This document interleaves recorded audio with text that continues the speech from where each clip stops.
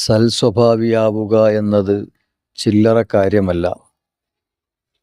ജീവിതത്തിൻ്റെ എല്ലാ തുറകളിലും മുത്തുനബി സ്വല്ലല്ലാഹു അലൈഹി വസല്ലമ തങ്ങൾ പഠിപ്പിച്ച സ്വഭാവത്തിൻ്റെ എല്ലാ ഗുണങ്ങളും ജീവിതത്തിൽ പകർത്തി ജീവിക്കാൻ കഴിയുക എന്നത് വലിയ സൗഭാഗ്യമാണ്.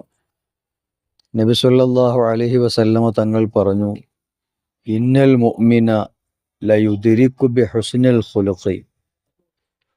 ഒരു മുഅ്മിനായ മനുഷ്യൻ തൻ്റെ സ്വഭാവം കൊണ്ട് തനിക്ക് ലഭിക്കും, അല്ലെങ്കിൽ താൻ എത്തിക്കും, ദറജാത്തി ഖായിമിൽ ലൈലി വസായിമിൻ നഹാരി.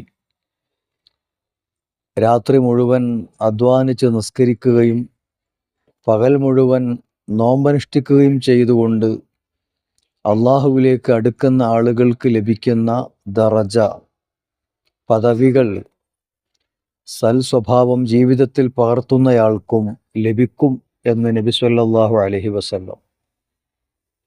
മറ്റൊരു ഹദീസിൽ തങ്ങൾ ഇങ്ങനെ പറഞ്ഞു, മാമിൻ ഷൈഇൻ അസ്ഖല ഫിൽ മീസാനി മിൻ ഹുസ്നിൽ ഖുലുഖ്.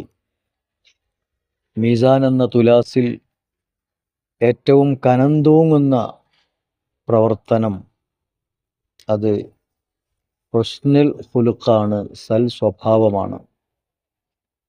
മീസാൻ എന്ന തുലാസിൽ കനം തൂങ്ങുന്ന ദിക്ർ സുബ്ഹാനല്ലാഹി വബിഹംദിഹി സുബ്ഹാനല്ലാഹിൽ അലീം എന്നാണെന്ന് തങ്ങൾ പഠിപ്പിച്ചിട്ടുണ്ടല്ലോ.